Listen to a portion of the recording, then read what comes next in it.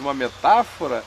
Isso era uma característica daquele tempo também, né? Mas os encadeamentos facilitavam a memorização, porque esse era o modo de manter a genuinidade de uma informação viajando de modo oral, sem alteração. A não acessibilidade a livros. Se você criasse a própria formatação da métrica, da rima, é o que faz uma música se imortalizar.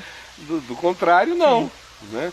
Então, voltando à questão da leitura física, ela é importante, mas ela nunca foi essencial.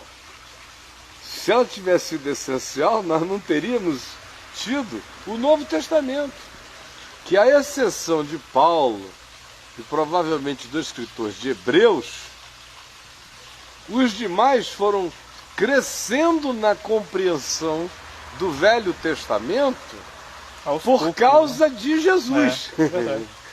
Por causa de Jesus. Do contrário, meu irmão, nulidades.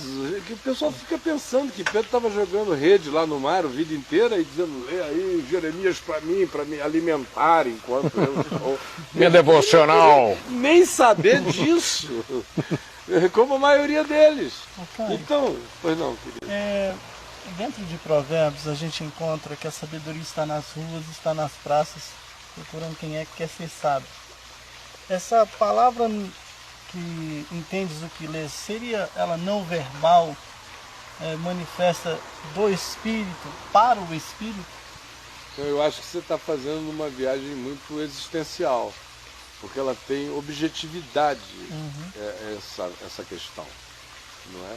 Conquanto a dimensão do Salmo 19, aplicado por Paulo em Romanos 10, faz com que o Salmo, que era um Salmo só da natureza, comunicando a glória de Deus ao homem, e a voz de Deus, que no Salmo 19 se faz ouvir por toda a terra, e as palavras que se fazem ouvir até os confins do mundo, são atribuições da mesma coisa que Paulo diz em Romanos 1, porque toda a criação, todas as coisas criadas, né, manifestam o eterno poder de Deus, os seus atributos e a sua divindade, de modo que os homens se tornam inesculpáveis pela campanha de evangelização da natureza, como eu escrevi semana retrasada. Né? Mas Paulo vai mais adiante, viola todos os princípios hermenêuticos fixados pelas hermenêuticas cristãs e pega o texto de Atos do Salmo 19 e o aplica em Romanos 10, fazendo com que a pregação da natureza se torne equivalente ao significado da pregação verbal do Evangelho, quanto a excusar ou inexcusar os homens. E aí, nesse caso, não é a pregação da natureza. Nesse caso, a natureza é só a mídia, é só o mensageiro, porque a voz que se fez ouvir foi a dele, que é a mesma que se faz ouvir quando alguém com sinceridade pregue a Escritura e alguém com sinceridade ouça a palavra. Tanto que ele fala, né? Ele diz que vocês é a mesma ouviram. voz. Se faz ouvir. Se então, fez ouvir. Não dá para negar esse fato. Então a gente tem que dizer, olha, a hermenêutica de Paulo não serve para nós, então vamos abolir Paulo do Novo Testamento. Mas que a liberdade hermenêutica dele era essa, nesse sentido era total. Então, a sua questão, a meu ver, recai aí, mas não no ponto aqui. Nosso ponto aqui, voltando à questão do Jota, lá na Flórida, o que aconteceria, né? Nesse ato?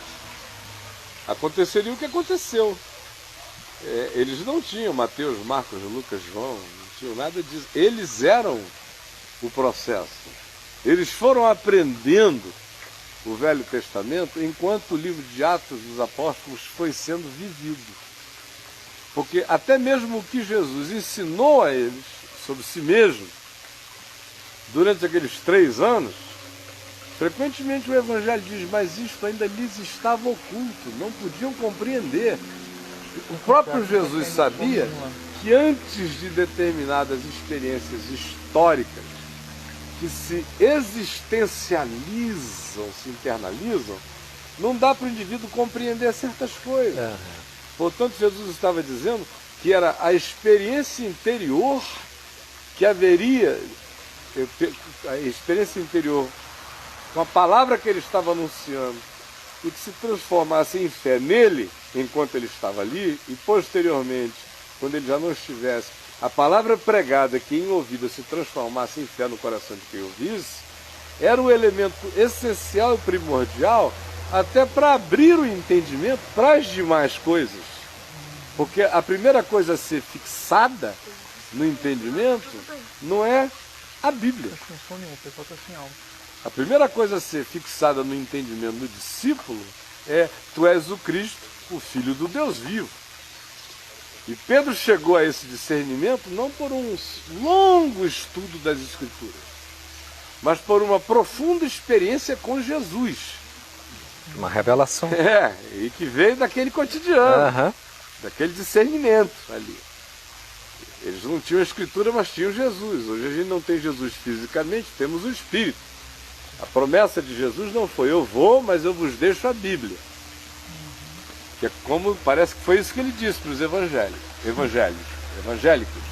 O que ele disse foi: eu vou, mas eu não vos deixo órfãos. Eu vos envio a mim mesmo no meu Espírito. Ele vos ensinará todas as coisas, vos guiará a toda a verdade.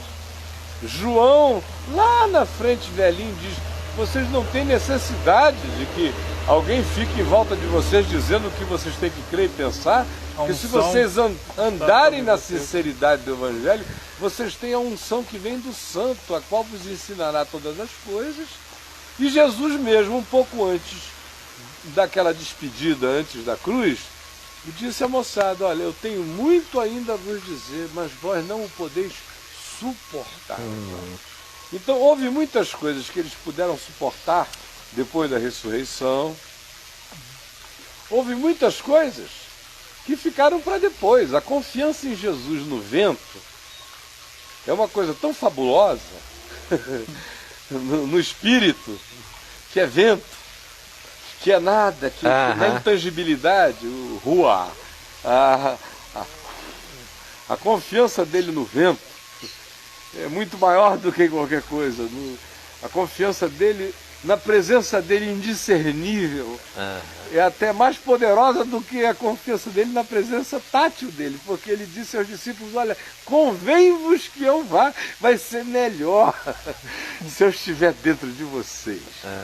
Então, outras dessas coisas eles aprenderam depois, logo depois, e a maioria prática delas eles foram aprendendo numa jornada longa. E aí, nesse processo, eu diria o seguinte: Paulo veio a ser a figura antitética, absolutamente significativa e essencial para gerar um contraponto em relação ao que o Evangelho poderia ter se tornado se ele não tivesse sido arrebentado de dentro para fora pela conversão de Paulo, levando-o direto para fora do confinamento judaico das Escrituras e levando a palavra pura e simples do ensino histórico de Jesus para um ambiente absolutamente pagão e desnecessitado de comprovações de Jesus que fossem validadas por Moisés, que eles nem sabiam que era Moisés, por Isaías, por Jeremias, por quem quer que fosse, porque era algo absolutamente novo. Então a chegada de Paulo reinventa a própria pregação, porque você veja, lê as pregações de Pedro e de outros feitas em Jerusalém num contexto cheio de judeus e de sacerdotes. É toda uma pregação que viaja pelo Velho Testamento. Ouça uma pregação de Paulo em Atenas, no Areópago. Ele quer saber de Moisés, de qualquer coisa desse gênero? Não, a moçada ali, se ele tivesse que falar, era de Platão, Sócrates, Zenão, Epícoro, qualquer uma outra figura dessa, mas essas aí não. Ele chega já com o Evangelho puro e simples, mostrando que qualquer criatura no mundo, mesmo que nunca tenha lido o Velho Testamento e nunca leia, mas se entender com a mente e discernir com o coração a essência pivotal do significado do Evangelho, de maneira milagrosa e misteriosa, quando a Matrix entra, o conjunto inteiro se instala. Que foi, por exemplo, o que eu vi nas vidas de muitas pessoas, que vieram a saber por que se tornaram daquele jeito muito depois, pela leitura da Bíblia, porque o testemunho, e é isso que crente não acredita, as sociedades bíblicas não acreditam, o culto ao livro Bíblia inviabiliza essa fé na liberdade de Deus e no poder do Espírito de revelar Jesus quando o homem não entra com as doutrinações. É essencial aquela diferença, né? Bíblia é o livro, Escritura é o texto e palavra enquanto isso, revelação. Né? E a palavra é o Senhor Jesus, né? O Evangelho é Jesus. Então, o que eu ia dizendo era, o meu pai, por exemplo, não deu tempo para em 15 dias, para um cara agnóstico, ter lido só Mateus, Marcos, Lucas e João uma única vez e ficar com aquela compreensão do mundo espiritual que o fez 3 meses depois de convertido tornar-se professor da escola dominical numa classe de presbíteros com 40 anos de presbiterato, diáconos a vida inteira, pastores membros da classe. Eu lembro de você falar dele, quando ele foi na igreja, ele fica encabulado com a topeira lá, né? Com a mulher que estava citando Hebreus 11, né? E ali era o equívoco dele. Né? Você acha que nesse processo, como você citou o teu pai, o essencial é entender, aprender a ler a palavra ou aprender primeiro a lermos a nós mesmos? Eu acho que a primeira coisa essencial é ninguém encontra de fato Jesus sem que um de 2 processos tenha iniciado. No fim serão 2 básicos. Ou o indivíduo encontrou Jesus e se enxergou, ou o indivíduo se enxergou e encontrou Jesus logo, né? Porque senão ele fica doido, né? Então, você vê, por exemplo, Paulo encontra Jesus e se enxerga. Sim. Pedro se enxerga e encontra Jesus. Retira-te de mim porque eu sou um pecador. A autopercepção, todavia, que ele teve, foi gerada pela realidade sensível que ele teve de que ele estava diante do outro, do santo, do absoluto. Retira-te de mim que eu sou um pecador. Ele se enxergou aí. Paulo não teve essa iluminação, porque ele era a luz das trevas em ânimo dele. Foi o estupro celestial que reinterpreta na cabeça dele tudo que tinha sido acumulado durante 28, 30 anos de ensino. Mas ainda assim, Paulo não passou por um processo, né? Porque eu acho que esse ato imediato de Deus lhe trouxe um rasgo na existência realmente, que ele fez abrir o entendimento. No entanto, a gente o vê chegar em Damasco, ir à sinagoga e pedirem a ele para testemunhar, porque a primeira coisa que ele dá é um testemunho. Aí logo depois a gente vê aquelas mudanças verbais de Lucas, né? Sim. Aí ele começou a afirmar, aí logo depois diz que ele começou a mostrar concatenadamente, logo depois diz que ele começou a mostrar com exatidão, logo depois diz que ele persuadia, e logo depois os inimigos dizem, esse que persuade, ele ficou quase irresistível. A cantada evangelizadora ficou irresistível. Não, porque foi um processo interno também, que nele foi acontecendo da mesma forma, enquanto ele externalizava, aquilo lhe vinha como... A diferença foi a solidão. É que os outros ficaram num processo comunitário em Jerusalém e foram entrando numa indigestão de reflexão sem a mobilização da missão, que só vai acontecer na morte de Estevão, quando eles são jogados fora, semeados pela soberania de Deus, dispersos. E ainda vão relutar para ver se trega ou não. Paulo já é nascido com fórceps, como ele mesmo diz em 1 Coríntios 15, né? ectrauma, nascido fora de tempo.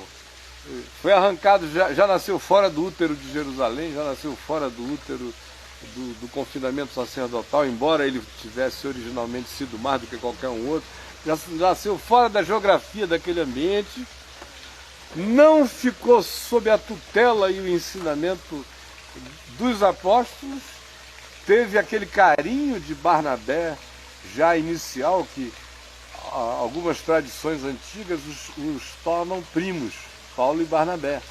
Não é?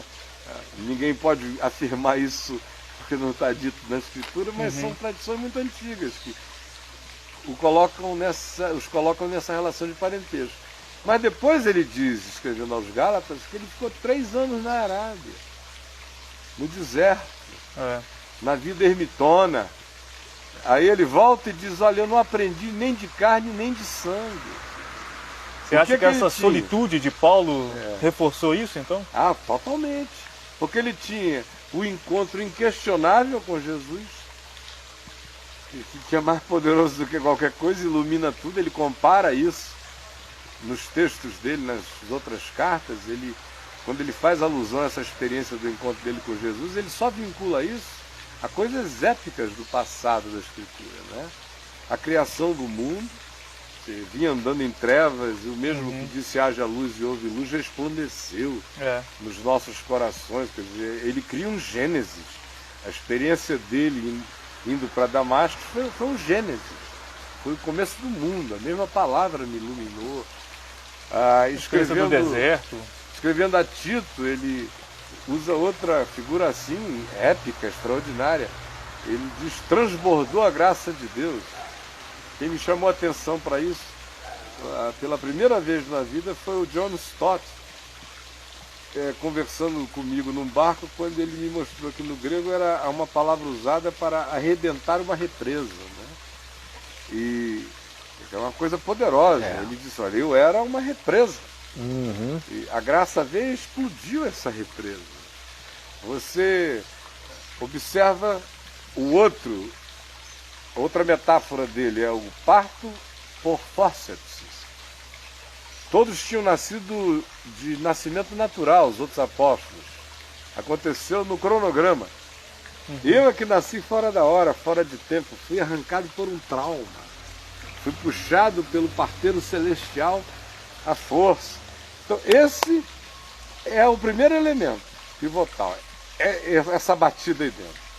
No caso dele, houve o Barnabé, que andou, que sabe lá Deus o que o Barnabé compartilhou com ele, o que o Barnabé tinha dentro de si, tinha muita riqueza, a gente vai vendo depois. Existem pessoas, comentaristas, que inclusive atribuem a epístola aos Hebreus a Barnabé. Né? Pois bem, aí dali ele vai para essa solitude de 3 anos. Só que ele vai com essa solitude carregando, diferentemente de Pedro, Tiago, João e outros, que não tinham tido um treinamento rabínico qualificado, e nem de natureza alguma, que provavelmente ouvisse as escrituras apenas aos sábados na sinagoga. Paulo não, era debruçado de manhã, de tarde e de noite, desde criança aprendendo isso. Agora esse acervo do Velho Testamento é todo relido por ele a partir de Jesus, e ele faz disso vendo Jesus como a chave hermenêutica. Porque a diferença, eu já te dou a palavra. Ontem, quando a gente anunciou aqui que o nosso tema seria esse, alguém me escreveu, já é a terceira pessoa que me escreve, assim, carinhosamente, mas assim com uma energia meio ofensiva. E eu noto que são pessoas educadas, finas e teologicamente ilustradas e de muitas leituras, e que ficam assim meio com raiva de mim quando alguém confirma que a ênfase, dentre as minhas ênfases, essa de Jesus, a chave hermenêutica, é total. Aí parece que eles ficam com raiva, como se eu tivesse inventado esse negócio. Aí alguém já me escreveu... Mas é porque o valor deles maior ainda é o manual de hermenêutica, Aí eles chegam e me dizem, não, mas Lutero disse que isso e aquilo. Eu sei. Eu sei antes dele saber, eu já sabia disso. Aí ontem alguém me disse, mas Bart disse que Jesus é a palavra. E daí? João começa o evangelho dizendo, ele é o verbo, então e daí? Dizer que Jesus é a palavra, não se disse nada ainda. É uma informação. É uma informação. É uma informação utilíssima. Agora, quem de fato entendeu essa informação até as vísceras, existencializou isso, olha, já não tem barganhas a fazer. Não tem barganhas a fazer com a lei de Moisés. Pega tudo que é escrito de dívida e joga fora e puxa a descarga. A fé vem pelo ouvir a palavra de Deus, assunto. Não é isso aqui. Não é leitura da Bíblia necessária. Por isso ele diz, a lei, então, o fim da lei é Cristo. É Cristo. A justiça de todo aquele que crê. Então, pegar o pacote inteiro, jogar, aí alguém diz, tá legal, Bart fez, amém, eu acho até que fez. Em muitos aspectos. Vai pegar o rito inteiro do cristianismo e jogar pela descarga. Fez? Não fez. E pode ir pegando as outras coisas que não fez, porque levar até as últimas consequências é uma coisa que, sinceramente, eu vi Paulo fazer. Quem discerniu que Jesus é a chave hermenêutica para a compreensão das Escrituras, mesmo que Jesus tenha dito que ele era, mas ficou na obscuridade do entendimento. Quem discerniu na prática foi Paulo, que dentre eles todos era o mais versado no texto. Disparado. E foi ele que teve a coragem, quando a gente lê Colossenses capítulo 2, ele dizendo, olha, pegou e jogou tudo fora. O que a gente tem que ver, imaginar esse homem na solitude da Arábia, com os textos que ele tinha, com os que ele conseguia e com tudo mais, e ele lendo tudo a partir do que estava consumado, feito, acabado, realizado, definido e peremptoriamente estabelecido para todo sempre, sem mudança, e jogando fora. Jogando fora, é um exercício de jogar fora. E ao mesmo tempo de dizer, não, isto aqui preserva o espírito da revelação em Deus. Então, o processo dele é ler isso, o que ele fez das escrituras hebraicas, é ler isso a partir desse trauma que ele teve na revelação em Cristo. E da consciência posterior que ele obteve dos conteúdos do Evangelho, que lhe foram porque passados. O que se faz hoje é o contrário. É procurar aí Jesus. Né? Ele faz a leitura inversa. Né? Ele lê a partir de Jesus. Não tem nada a ver com chegar e dizer assim, por exemplo, nosso amigo Lutero. Vamos jogar Ruth fora, porque Ruth não fala de Jesus. Mas para mim também não fala de Jesus. Agora, a minha pergunta é, mesmo não falando de Jesus, tem alguma coisa no texto de Ruth que carregue desabona o espírito do Evangelho? Se tiver, para mim fica, se não tiver, não fica. Então uma questão é mais profunda do que foi para Lutero. Sim. Como é extremamente mais prática, a meu ver, do que foi para Bart. Ela tem a praticidade que você encontra em Paulo. E a coragem desgraçada que você tem dele, de chegar e dizer, carrega o espírito, fica, não carrega, vai. Há coisas que a gente joga o pacote inteiro. Se quiser, pode rasgar mesmo e jogar fora. Não terá mais utilidade, a não ser para provar para um judeu legalista, né? Como ele estava desgraçadamente perdido mesmo, porque disso aqui ele não ia escapar. Agora, se fosse qualquer outra pessoa no mundo que não estivesse impressionada com isso aqui, o processo inteiro poderia seguir adiante a partir do Evangelho para frente, no coração de qualquer um. Os crentes trabalham com a seguinte categoria. Parece que para o indivíduo se tornar um cristão, antes ele tem que virar um judeu. Ele tem que virar um judeu para ele se converter. Entrado nas escrituras hebraicas e tudo. Com todos os problemas de um judeu do Velho Testamento, para quem sabe ele se converter. Isso era no passado. Agora vamos deixá-lo judeu mesmo, porque fica melhor, é mais prático. Bota o kippah lá. Fica mais prático. Não vamos porque bandeira e isso é tão normal, né? Então, só concluindo, a gente tem aqui, no caso de Paulo, essa ruptura que joga coisas fora, que sustenta outras, que interpreta outras à luz desse espírito, e tem mais do que isso. Você tem os cortes práticos, você tem as rupturas práticas, você tem as não barganhas práticas, você tem Tudo isso sendo feito em razão dessa pedra angular que estava ali posta dentro dele. E as rupturas e as não negociabilidades foram intensas na vida do homem. Daí eu me admirar tanto, por exemplo, quando a gente chega em Atos 15, que é um momento de concílio, está Paulo mandando ver lá, entre os gentios e os ecos chegando aqui com toda forma de interpretação errada, né?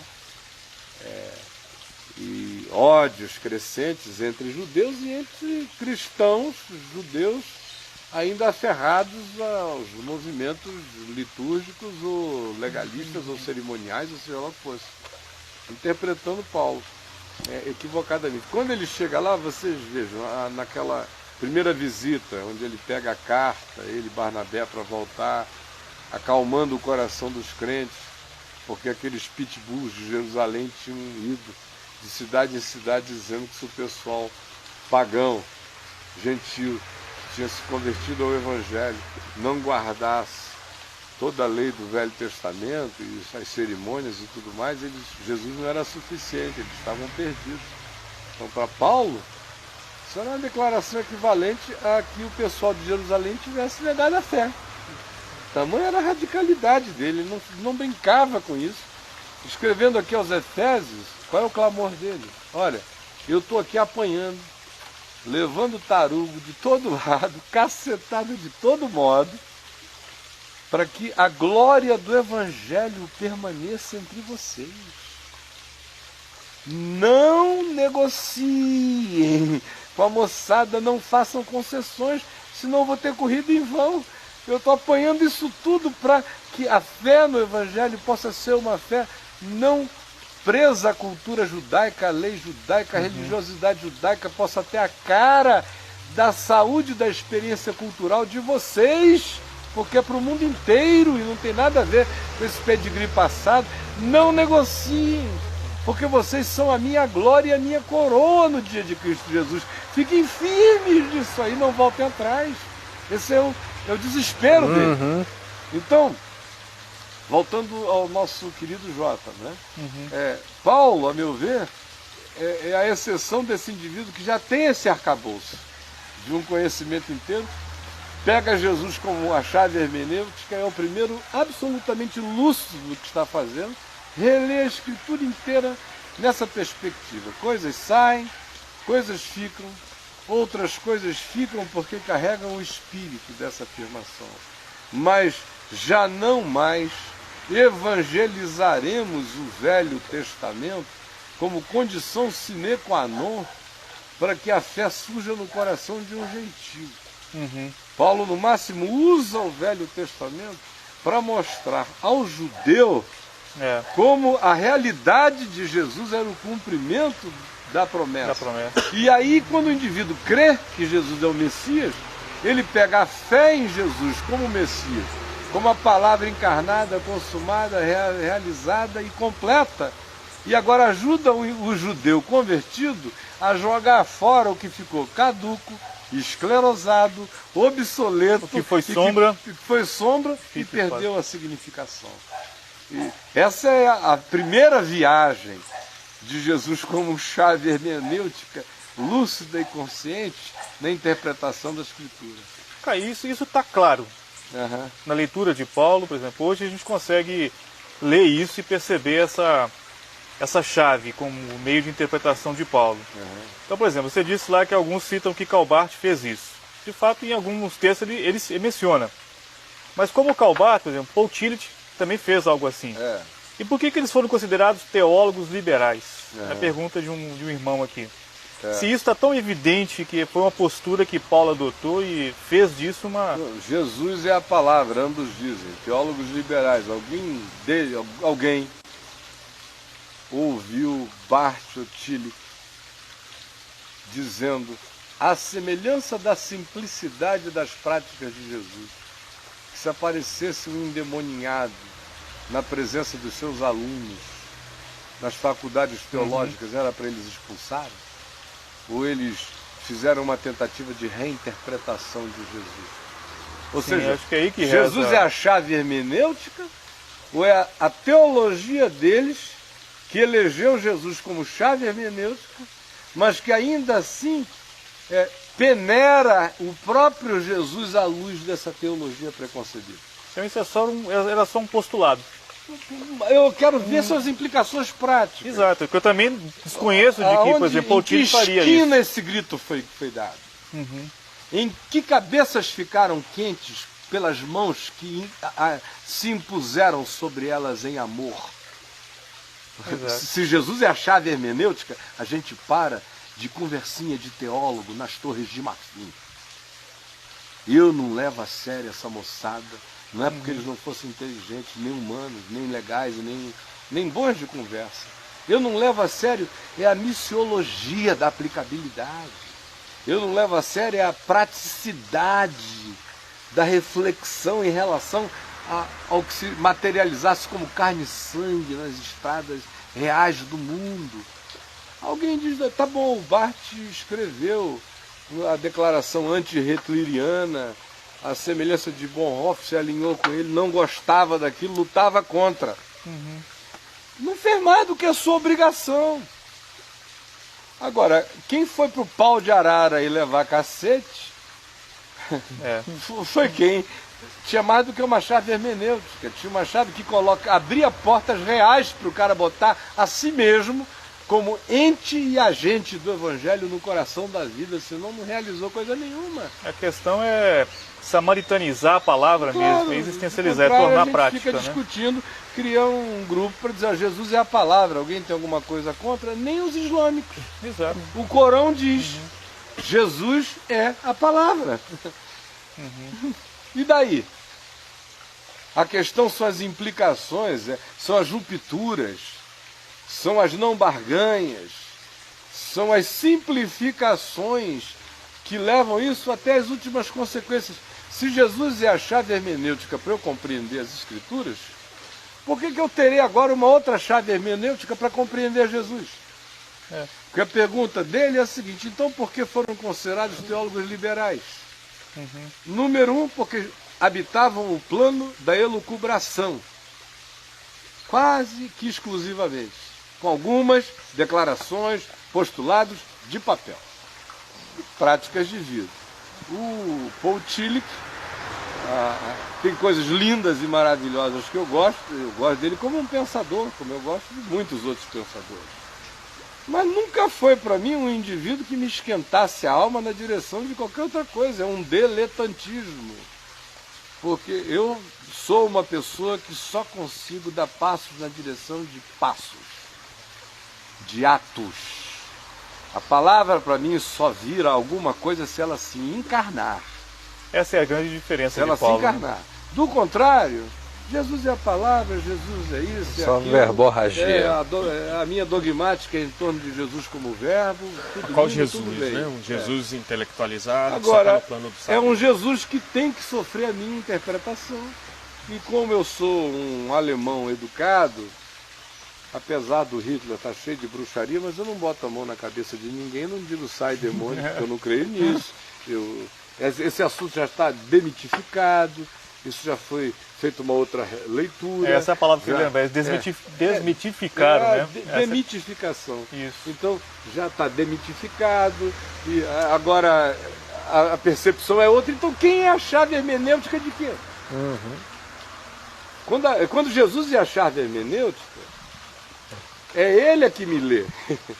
Eu não só leio a Escritura, eu leio ciência a partir dele, eu leio sociologia, eu leio antropologia, eu leio psicologia, eu leio os encontros humanos, eu leio a mim mesmo a partir dele, e tudo mais se sujeita, não à minha interpretação sobre Jesus como palavra, porque esse é que é o pulo do gato que o pessoal não quer enxergar. E acaba a dicotomia. Sabe o que é? O pulo do gato não é esse, é o seguinte, é de que eu não preciso mais nem interpretar a palavra.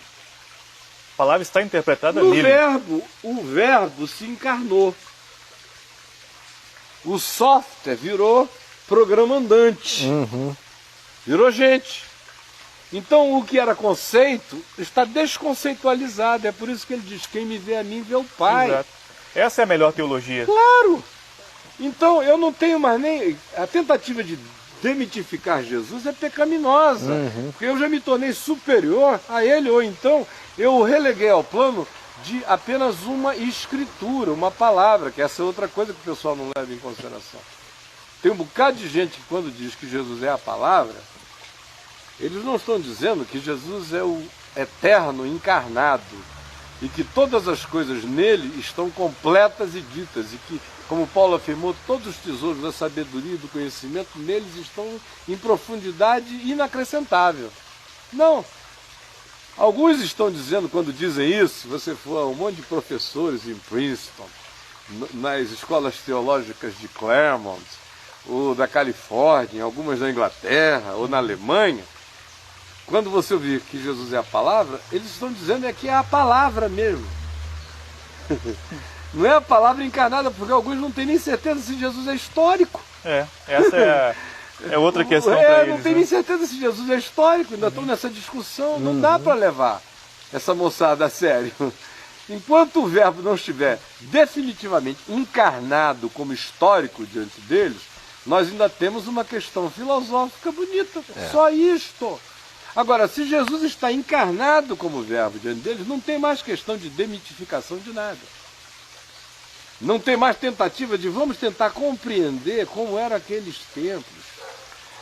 E será que não é porque eles precisavam tanto de alegoria, de metáfora, e que isso tudo foi nos contado assim? Isso não, só acrescenta, só cria o... Se Jesus é o verbo encarnado mesmo, eu não tenho nem que fazer o esforço interpretativo, porque ele interpretou quase tudo que disse, e quando não tem interpretado com palavras, ele interpretou com atos, com gestos, com movimentos, a menos que ele fosse um esquizofrênico, um fariseu, que o que ele ensinasse, ele não praticasse.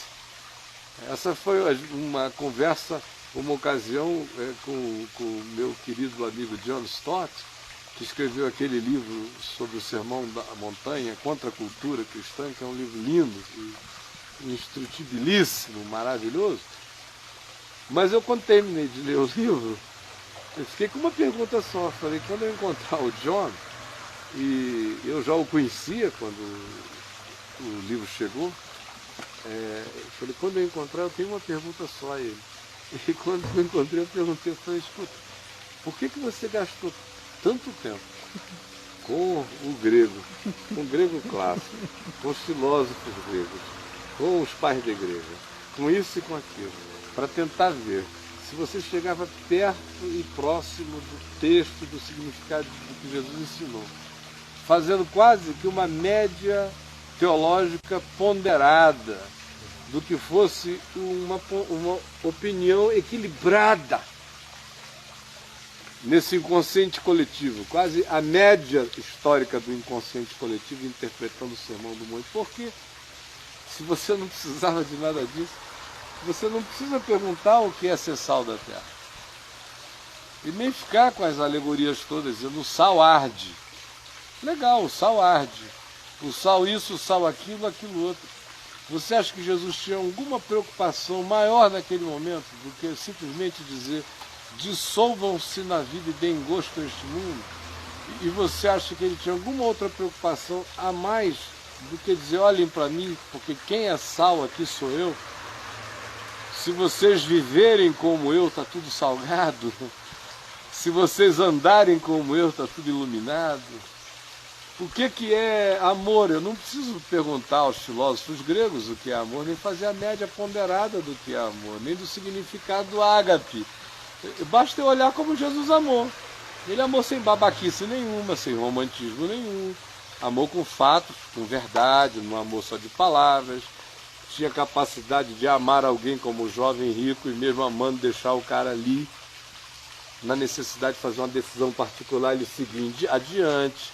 Eu não preciso ficar aprendendo com Plínio o jovem o que é amor. Eu tenho que olhar para Jesus.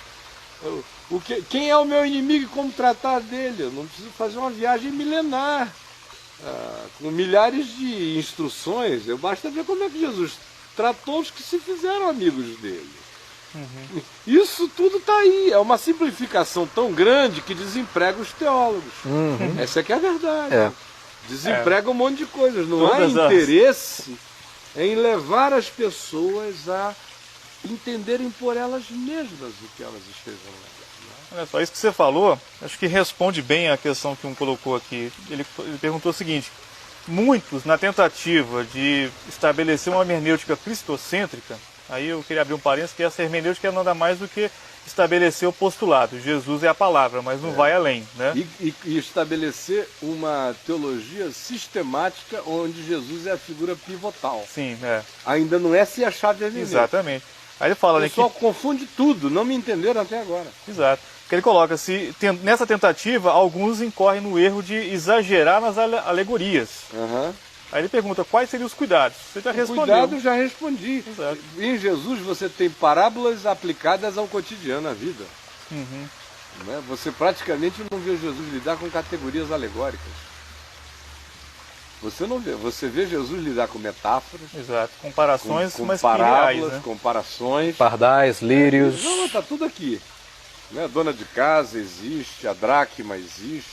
Ele não está dizendo que a dona de casa é a igreja, como Scofield, gente de linhas dele, ou antes deles todos, o pai disso tudo, Orígenes, das alegorias cristãs, poderia fazer, porque aí fica uma leitura onde aí que você não tem mesmo Jesus como chave hermenêutica, você tem o Steven Spielberg como emulador da sua produção teológica. Não é? Aí tudo pode virar qualquer coisa. A alegoria é um barco furado. Para mim, a única alegoria no Novo Testamento explicitamente declarada como alegórica, que eu leio com tranquilidade, é a de Paulo? É a de Paulo em Gálatas 4. Porque muitos vão cair para isso. Mas Paulo fez uma alegoria. Mas ali... Daquela de Gálatas 4, e ele estava trabalhando o tempo todo com as categorias históricas. Ele pegou muito mais, foi arquetipias. Modelos arquetípicos. E que ele chama de estas coisas, irmãos, são apenas uma alegoria para nós hoje. Né? Mas de fato ele está trabalhando com modelos arquetípicos. Está dizendo, essa Jerusalém daqui não é a nossa. Essa aqui gera para a escravidão. Essa aqui não é a Sara celestial. Essa aqui é o jeitinho de Abraão, é uma Agar terrena, é uma escrava. E ele está trabalhando com essas categorias, mas você não vê nas cartas dele ele saía abundando nenhuma forma de alegorização. É verdade. O tempo todo ele ia trabalhando com questões reais e quase nunca preocupado com os elementos da antiga aliança. Ele os evoca quando a necessidade é inevitável. Do contrário, o pressuposto dele é Jesus. Jesus é a pedra angular, ele não precisa dos calços antigos. Mas acho que esse é o grande problema do nosso tempo, né?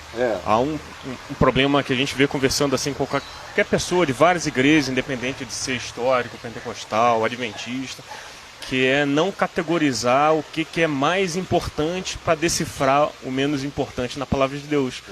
Então você pega escritos do Velho Testamento, bota uma autoridade profunda naquilo ali, que de repente está contradizendo alguma coisa que Paulo disse, e você não sabe colocar Paulo como superior, como fundamento apostólico. O que Jesus ensinou, porque a questão não é nem Paulo como superior, é que Paulo só está ecoando com categorias e linguagens diferentes das linguagens de Jesus, porque a linguagem de Jesus nos evangelhos é a linguagem de um sábio, é a linguagem de um mestre, que fala poucas palavras, as fala com simplicidade ilustrativa, parabólica ou metafórica.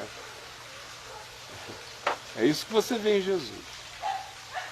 O que você vê em Paulo é a palavra de um discípulo de um mestre, com o afã explicador e aplicador do princípio discernido. É isso que você encontra em Paulo. O que eu acho interessante assim, o que fica muito claro que a igreja, de forma geral, infelizmente, e aí é um problema mental que gera problemas culturais e espirituais por decorrência, não compreende Paulo. Assim como não compreende o escritor os Hebreus. Porque tudo aquilo que Paulo e o escritor os Hebreus está desmontando acerca desses fundamentos do Velho Testamento para remontá-los em Jesus, apontando para Jesus, na cabeça das pessoas vira um trauma. Então está todo mundo seguindo tendências judaizantes, em crises e conflitos. Não, por que não guardar o sábado? Mas por que não isso? E tendências legalistas sem compreensão na graça. Mas foi muito grande, você não acha? Com certeza. Assim, dando nome aos bois mesmo, sem medo, né?